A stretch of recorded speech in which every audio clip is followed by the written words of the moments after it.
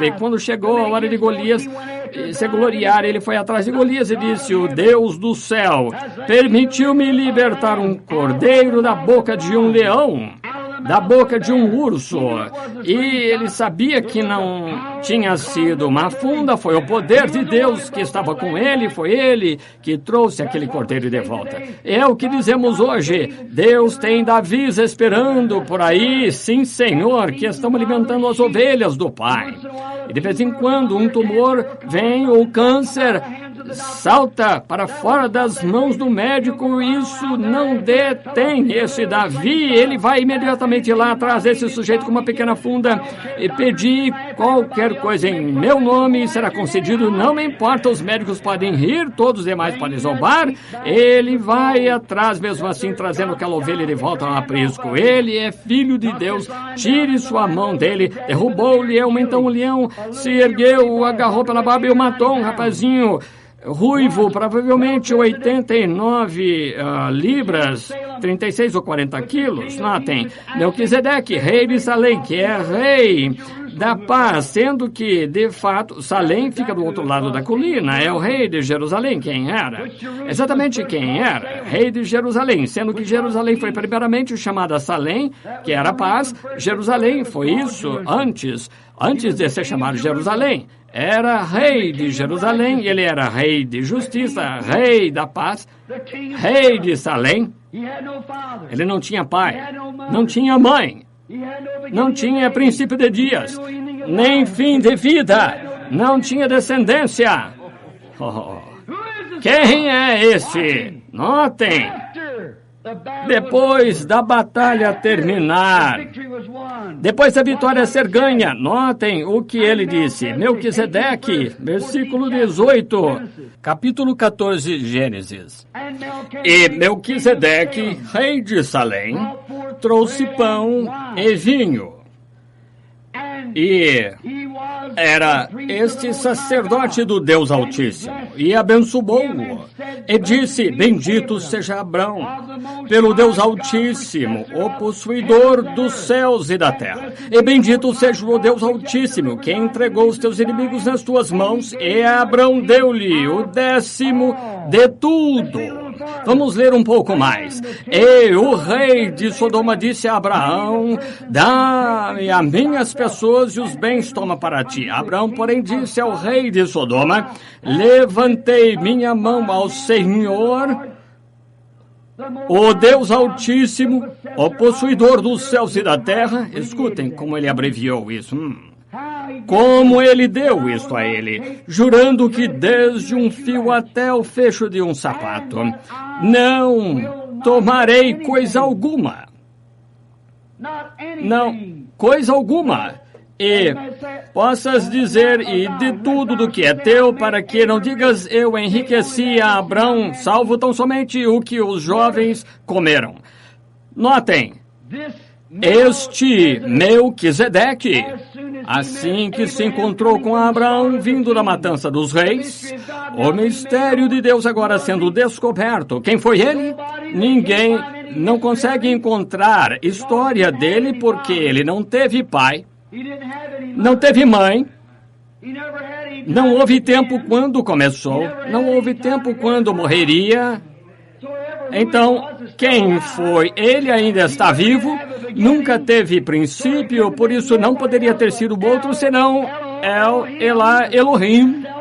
Existência por si, permanência por si, o Deus Todo-Poderoso.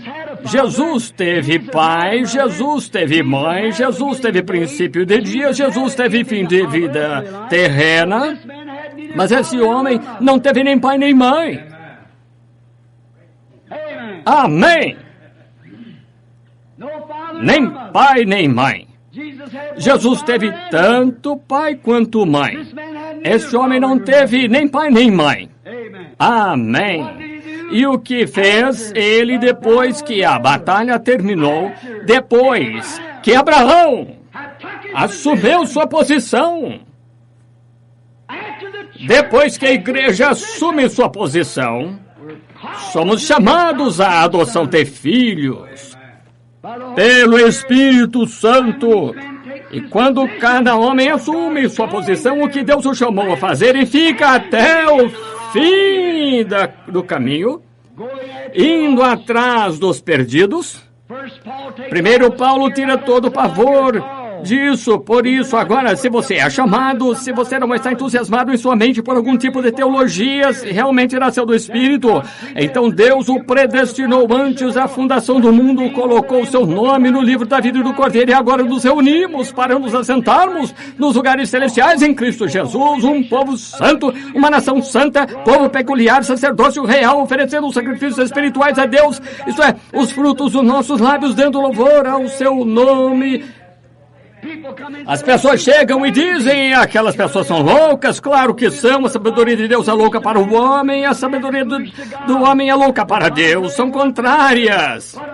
Mas uma verdadeira igreja cheia do Espírito, cheia do poder de Deus, assentada nos lugares celestiais, oferecendo sacrifícios espirituais, os louvores de Deus, Espírito Santo, movendo-se entre eles, discernindo o pecado e denunciando coisas que há entre eles erradas, endireitando e deixando plano e nivelando, porque sempre na presença de Deus está aquele sacrifício sangrento.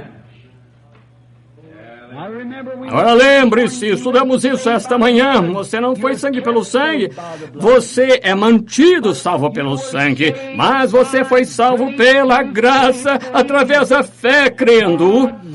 Deus bateu em seu coração porque predestinou você. Você olhou para cima e creu, aceitou. Agora o sangue faz expiação pelos seus pecados. Lembre-se, eu disse, Deus não condena o pecador por pecar. Ele é pecador para começar. Ele condena o cristão por pecar, e então, porque ele o condenou, Cristo levou nossa condenação. Portanto, nenhuma condenação há para os que estão em Cristo Jesus, que não andam segundo a carne, mas segundo o Espírito. E se você fizer algo errado, não é voluntário, você não peca voluntariamente. Um homem que peca voluntariamente sai, peca voluntariamente e nunca entrou no corpo. Mas um homem que uma vez esteve lá e está morto e sua vida está escondida em Deus através de Cristo, selada pelo Espírito Santo, e o diabo nem pode encontrá-lo. Ele não... Ele está tão lá atrás, ele terá de sair de lá antes que o diabo possa pegá-lo, porque já estás mortos. Diga um homem morto que ele é hipócrita, veja o que acontece. Chute, coloque de lado e diga, seu hipócrita, você, ele não. E dirá uma palavra, isso mesmo, ele vai ficar lá quieto. É um homem que está morto em Cristo, você pode chamá-lo de hipócrita, de qualquer coisa. Nunca irá rebelar acerca disso. Ele sairá de mansinho para algum lugar e orará por você. Isso mesmo. Alguns deles estão muitíssimos vivos. Isso é o que eu penso. Devemos enterrar pessoas mortas. Aqueles que estão mortos em Cristo, enterramos na água. Às vezes enterramos umas pessoas que estão vivas, muita malícia e discórdia. Há demasiado disso na igreja, podemos separar isso, mas Deus, nós não podemos, mas Deus separa. Ele conhece o seu povo, conhece suas ovelhas, conhece cada voz, conhece seus filhos, sabe quem ele pode chamar, sabe quem ele predestinou, ele sabe a quem ele deu essas coisas, através do que ele está se manifestando. Deus pode confiar em seus filhos quanto ao que fazer, sabendo que eles farão exatamente. Vocês creem que Deus faz isso? Para Satanás disse a Jó, certo dia disse a Deus, certo dia, sim, tu tens um servo. Disse, não há ninguém na terra semelhante a ele é um homem íntegro, tenho confiança nele. Satanás disse, sim, para ele é tudo fácil, deixe colocar ali, farei amaldiçoar-te na tua face. Ele disse, ele está em tuas mãos, não tire a vida dele. Ele fez de tudo com a exceção de tirar a vida, mas Jó, o que ele fez? Amaldiçoou a Deus quando Deus levou os seus filhos, quando ele fez essas coisas má para ele e tudo mais. Jó não questionou. Ele caiu sobre o rosto, adorou, aleluia, disse, Senhor Deus, o Senhor tomou, bendito seja o nome do Senhor. Aí está. Deus conhecia a sua confiança em Jó. Deus sabe o quanto ele pode confiar em você, ele sabe quando pode confiar em mim, mas o que estamos falando agora é sobre colocar esse filho. Agora, quando a batalha tiver terminado, quando tudo tiver terminado, Então, qual é a próxima coisa que faremos? Qual é o que faremos depois da batalha tiver terminado? Sabiam o que faremos? Nos encontraremos com Melquisedeque. Vamos abrir Mateus 16 rapidamente e ver se é isso ou não. Mateus, capítulo 16, versículo 16. Tenho certeza que é isso. Mateus 16. São Mateus 16. Não, com certeza. Mateus 16.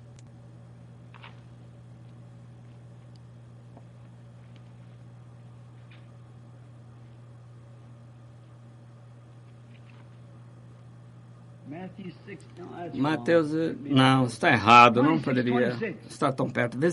26. O 16 aqui, ele está falando com Simão Pedro, perdão. Foi minha intenção dizer isso, 26, porque a última ceia que estou tentando chegar. Mateus, capítulo 26 e versículo 26. Agora achamos a última ceia.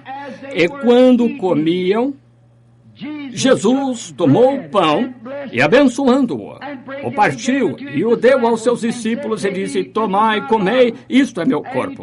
E tomando o cálice e dando graças, deu-lhe, dizendo: bebei dele todos, porque isto é o meu sangue, o sangue do Novo Testamento, que é derramado por muitos para a remissão dos pecados. P-E-C-A-D-O-S. Pecados. Cristãos que fazem coisas erradas. Muito bem, mas ouçam, versículo 29.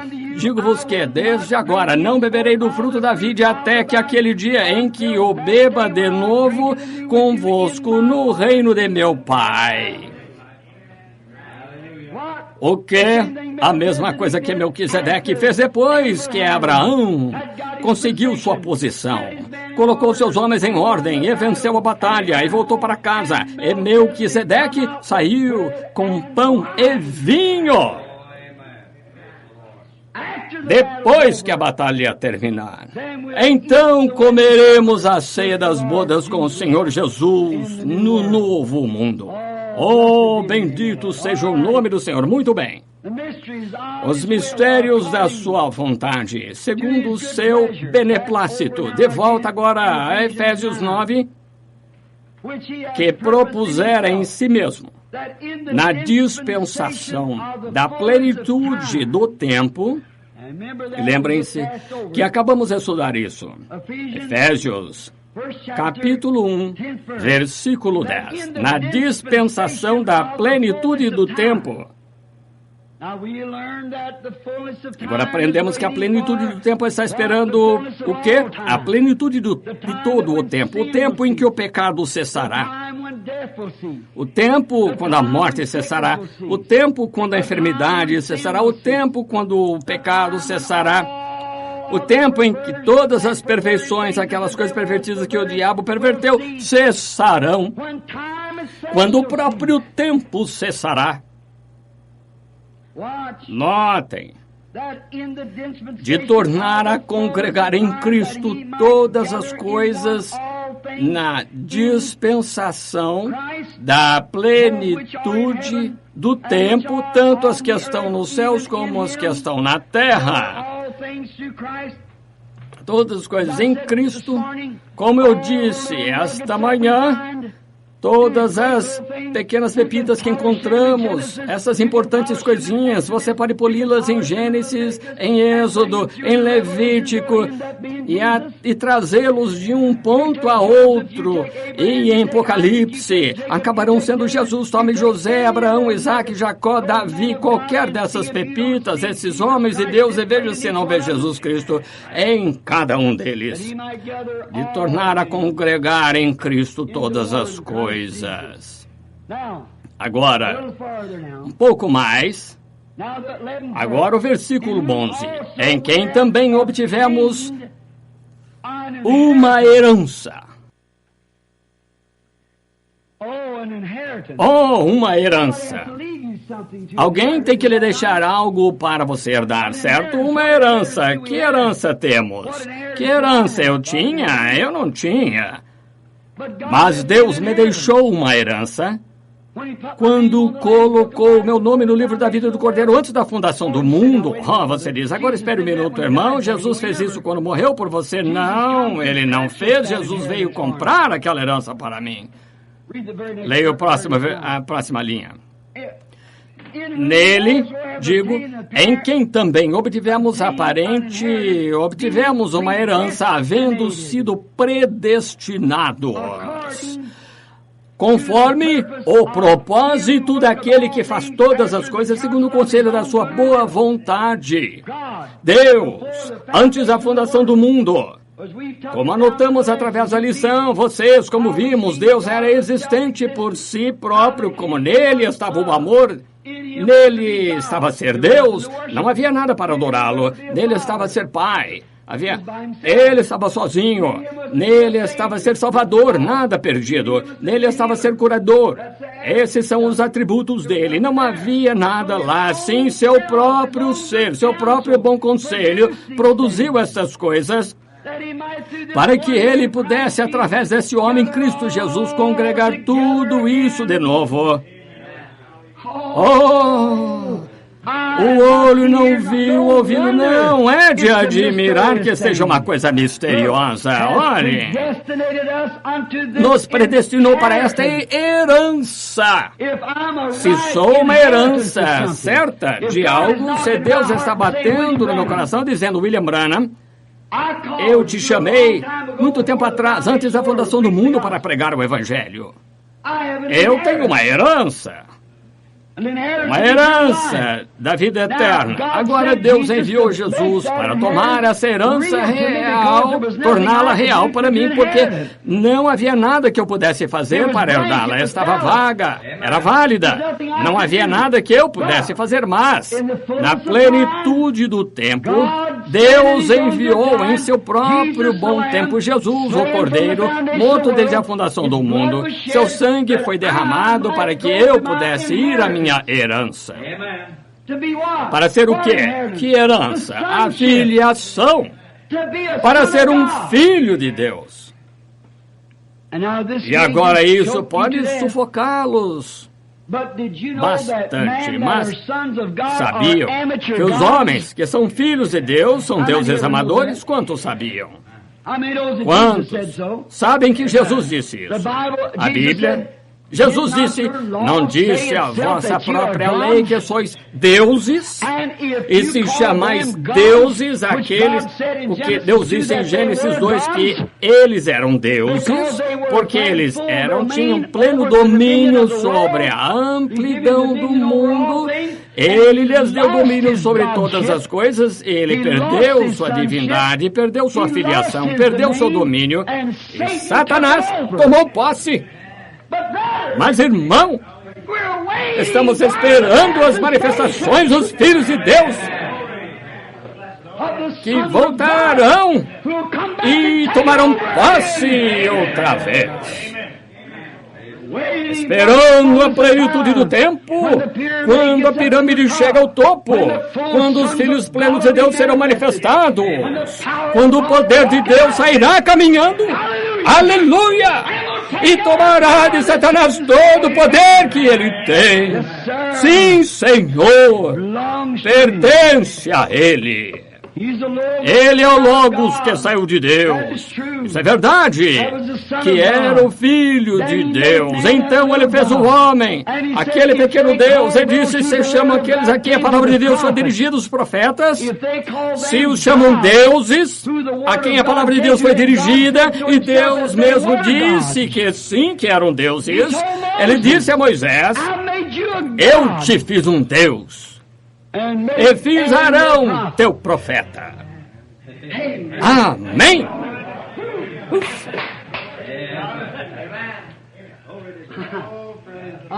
Posso agir como um excêntrico religioso, mas não sou. Oh, quando os seus olhos podem se abrir e ver essas coisas. Muito bem. Ele fez o homem um Deus. Um Deus em seu domínio. E seu domínio vai de mar a mar, de costa a costa. Ele tem o controle disso. E quando Jesus veio, sendo o único Deus sem pecado, ele provou isso. Quando os ventos sopraram, ele disse: cala-te, aquieta-te. Amém! E quando a árvore, ele disse: ninguém coma de ti. Em verdade vos digo, vós que sois pequenos deuses. Se disserdes esse monte, move-te, não duvidades em vosso coração, mas credes o que disserdes, podeis ter o que dissestes. Vá direto a Gênesis, ao original. Que é isso? Agora o mundo e a natureza estão gemendo, clamando. Tudo está se abalando. O quê? Para a manifestação dos filhos de Deus. Quando os filhos verdadeiros, filhos nascidos, filhos cheios, falem, sua palavra será respaldada. Creio que estamos à fronteira disso agora mesmo. Sim, Senhor. Digam a este monte que assim seja. Irmão, eu desejo tal e tal que você faça certa coisa. Sou crente em Jesus Cristo. Eu lhe dou isto em nome do Senhor Jesus Cristo. Amém. Aí está uma manifestação. Oh, irmão, minhas plantações estão queimando lá, não tive chuva. Eu lhe mandarei chuva em nome do Senhor e lá virá ela. Oh, esperando, gemendo, toda a natureza esperando as manifestações dos filhos de Deus. Deus ordenou isso no princípio. Ele deu ao homem o domínio, deu a Jesus Cristo, e Jesus deu isso em seu nome, com essa garantia: pedir qualquer coisa ao Pai em meu nome e eu o farei. Oh, irmão Palmer, esperando as manifestações dos filhos de Deus, a posição, a igreja. Como eu disse, o livro de Efésios é o livro de Josué, e Josué colocando o povo onde esse é o lugar. Agora, se eles não ficassem parados e ele colocasse Efraim aqui na terra de Manassés, e esse voltasse a discutir, se batendo boca, como iam se entender? Quando um diz: sou batista, metodista, pentecostal, unidade, duidade, sou tal e tal, como vai fazer isso? Aquiete-se! Deus está querendo colocar sua igreja, os filhos e filhas de Deus. Que Deus me deixe viver para ver isso. É a minha oração. Tão perto que parece que quase posso sentir com as mãos. Está logo ali. É isso que tenho anelado ver, esperando o tempo em que eu andar pela rua. E se houver um aleijado ali desde o ventre de sua mãe, não tenho prata nem ouro, esperando as manifestações dos filhos de Deus. Aleluia! Quando Deus se manifestará, quando irão parar a enfermidade, parar o câncer, parar as doenças. Acham que o câncer é difícil. A Bíblia disse que chegará a hora em que os homens apodrecerão em sua carne, e os urubus comerão as carcaças antes que morram. O câncer é dor de dente comparado com o que está vindo. Mas lembrem-se, essa coisa horrível foi proibida naquele dia de tocar aqueles que tinham o selo de Deus. É por isso que estamos nos esforçando agora para entrar e ser colocados posicionalmente no reino de Deus antes que essas pragas horríveis ataquem. Oh, quão bom! A dispensação do tempo, a plenitude do tempo, a herança. Nele digo, em quem também obtivemos herança, havendo sido predestinados, como nossa herança nos foi dada através de que? Predestinação. Predestinação é presciência. Como Deus sabia que podia confiar em você para ser pregador? Sua presciência. Não o que quer, o que corre, é Deus que se compadece. Isso mesmo, predestinação. Ele sabia o que estava em você. Ele sabia o que estava em você antes mesmo de você chegar à terra. Ele sabia o que estava em você antes de que houvesse uma terra para você vir. Esse é Ele é o Deus infinito. O infinito, nós somos finitos. Nós podemos pensar de modo finito. Tem tido tanto significado para mim desde que aconteceu comigo. Eu não sei, quando penso lá, quando estive lá por aqueles poucos momentos alegres e pensei, não há amanhã. Não havia ontem, não havia enfermidade, não havia tristeza, não havia um pouquinho de felicidade, então muita felicidade, era tudo felicidade. Oh, que coisa! Oh, quando eu estive lá e disse, que é isto? Aquela voz disse, isto é amor perfeito. E tudo que tu algum dia amaste, tudo que algum dia te amou está aqui contigo agora. E tu nos apresentarás ao Senhor Jesus quando vier, como troféus do teu ministério. E vi aquelas belas mulheres de pé, todas me abraçando, clamando, meu precioso e querido irmão. Vi aqueles homens de cabelo até o pescoço aqui correndo, me abraçando e dizendo, nosso querido irmão. E pensei, que significa isso? Ele disse, são teu povo. Eu disse, meu povo, não poderia haver tantos Branhams assim, há milhões. Ele disse, são teus convertidos. Aleluia! São teus convertidos. São os que... Estás vendo aquela ali de pé, a mulher mais bela que já vi, disse, ela estava com mais de 90 anos quando a guiaste a Deus, não é de admirar que esteja clamando, meu querido irmão. Ela nunca mais ficará velha, ela passou disso, está no esplendor da juventude, está aqui, ela não pode beber um gole de água fria, não precisa se deitar, dormir, não se cansa, não amanhã, nem ontem, nada. Estamos na eternidade agora, mas algum dia glorioso o Filho de Deus irá e tu serás julgado de acordo com a palavra que pregaste a eles. Oh, irmão, eu disse, Paulo terá de trazer seu grupo, sim, Senhor. Eu disse, preguei exatamente como Paulo disse, nunca dividi, introduzi credo na igreja ou qualquer outra coisa, permaneci o mesmo e todos clamaram de uma só vez, sabemos disso. Estamos descansando com confiança, tu nos apresentarás a ele, então voltaremos à terra para viver para sempre. Oh, que coisa! Nesse instante comecei a voltar, olhei deitado lá na cama e vi minha velha carcaça, ficando velha, enrugada e contraída e doente e aflita, e vi minhas mãos atrás da cabeça e pensei, oh, terei de voltar àquela coisa. E continuei ouvindo aquela voz, continue. Eu disse, Senhor, sempre criei em cura divina, vou continuar, mas vou avançar por aquelas almas, ajuda-me, terei tantos lá, deixa-me viver, Senhor, e colocarei outro 1.000.000 lá, se tão somente me deixares viver, não me importa a cor, credo, nacionalidade, quem são... Todos são um quando chegaram lá e aquelas linhas fronteiriças desapareceram. Oh, posso ver aquelas mulheres tão belas, nunca desciam, cabelos longos até bem baixo nas costas, saias longas até bem baixo, estavam descalças, aqueles homens com o cabelo até o pescoço, ruivos, de cabelos pretos, todas as diversas cores, me abraçando e podia senti-los, sentia suas mãos, Deus é meu juiz, e com este livro sagrado aberto eu podia senti-los da mesma maneira que sinto minhas mãos no rosto, eles estavam me abraçando, nenhuma sensação de mulheres como seria agora, não me importa quanto você, quem seja, que tipo de pregador seja, padre, seja quem for, não há homem que possa deixar uma mulher abraçá-lo sem ter sensação humana, é exatamente isso, mas irmão, quando você passa entre aqui para lá, não é assim. Que coisa, oh, é impossível.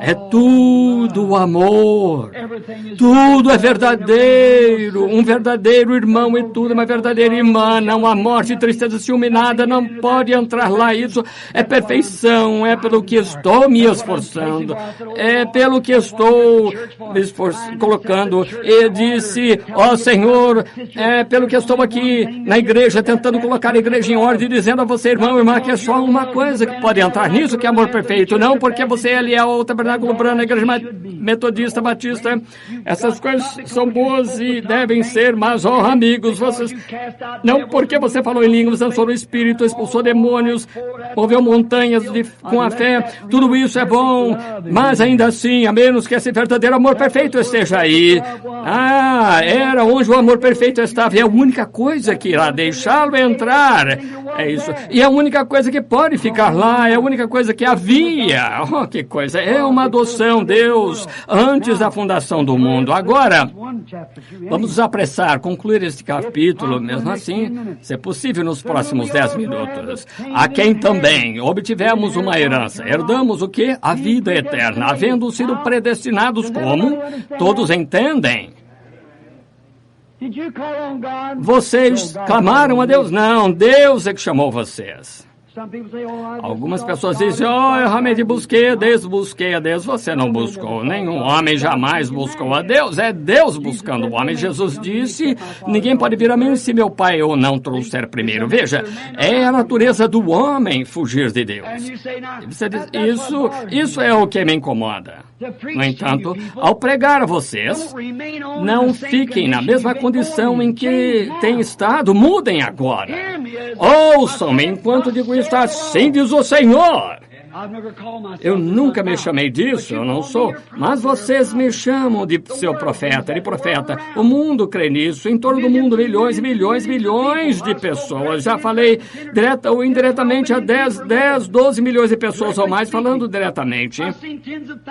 Já tive dezenas de milhares de visões, sinais e prodígios, nenhuma delas jamais falhou. É isso mesmo. Ele me predisse coisas que nunca deixaram de acontecer. Exatamente. Levarei qualquer homem a julgamento por isso mesmo. Não afirmo ser profeta, mas ouçam-me.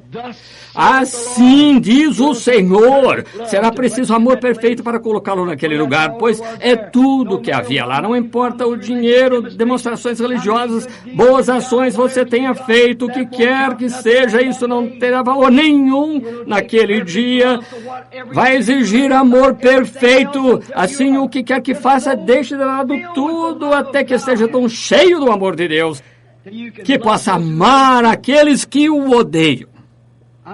Sou exatamente como eu disse esta manhã. Eu fui feito toda a minha formação por causa da graça. Muitas pessoas dizem, agora, coça as minhas costas que eu coçarei as suas. Sim, faça algo por mim que eu farei algo por você.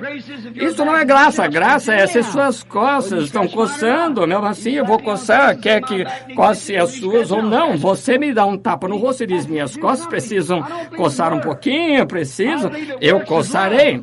É isso, faça alguma coisa. Você não crê em obras, creio em obras do amor.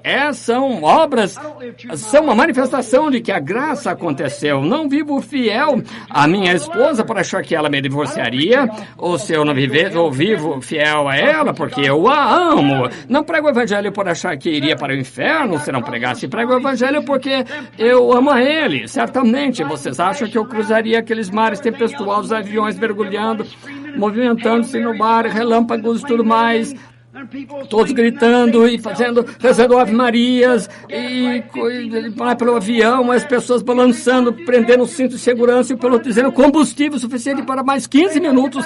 Não sei onde estamos. Vocês acham que eu faria isso apenas pela diversão de fazê-lo? Acham que eu voltaria lá para a selva? Soldados alemães tiveram de colocar os braços em volta de mim, assim, toda noite para me levar para dentro e para fora de reuniões até o Espírito Santo começar a realizar milagres. Comunistas posicionados com lunetas, com visão noturna para atirarem em mim a 1,5 km de distância. Acham que eu faria isso pela diversão? Porque algo em minha alma são humanos pelas quais Cristo morreu. Paulo disse, não estou disposto a ir a Jerusalém, mas estou indo lá para ser crucificado. Estou indo para morrer, estou indo lá para morrer pela causa do Senhor. É algo, amor, que o constrange, que faz com que você... Exatamente isso. Se eu tivesse pregado o evangelho por dinheiro, se eu tivesse tido assim, hoje eu não estaria devendo $20 mil, não estaria devendo. Não, Senhor, porque eu teria ficado com alguns dos milhões que me foram dados. Um homem enviou agentes do FBI com uma ordem de pagamento de $1.500.000 e eu disse, levem de volta. Não por dinheiro, não há dinheiro. Não prego o evangelho por dinheiro, não por isso. É por amor. O que quero fazer é, quando cruzar aquele último suspiro além, o que pode ser daqui a 5 minutos, pode ser a 2 horas, daqui a 50 anos. Não sei. Mas quando chegar lá, quero vê-los no esplendor da juventude, correndo e gritando, meu querido irmão, meu irmão! Isso é o que está em meu coração. É por isso, não tento discordar de vocês para ser diferente, mas eu estou tentando colocá-los no caminho que é certo. Essa é a via. Não sua igreja, denominação, mas nascimento em Cristo. Oh, que coisa! Ufa! Nele, digo, em quem obtivemos herança, havendo sido predestinados conforme o propósito daquele que faz todas as coisas segundo o conselho da sua vontade. Ouçam. Vamos encerrar alguns minutos. Ouçam bem agora antes de encerrarmos. Com o fim de sermos para louvores da sua glória, nós os que primeiro esperamos em Cristo, em quem também vós confiastes. Notem isto atentamente. Vistam suas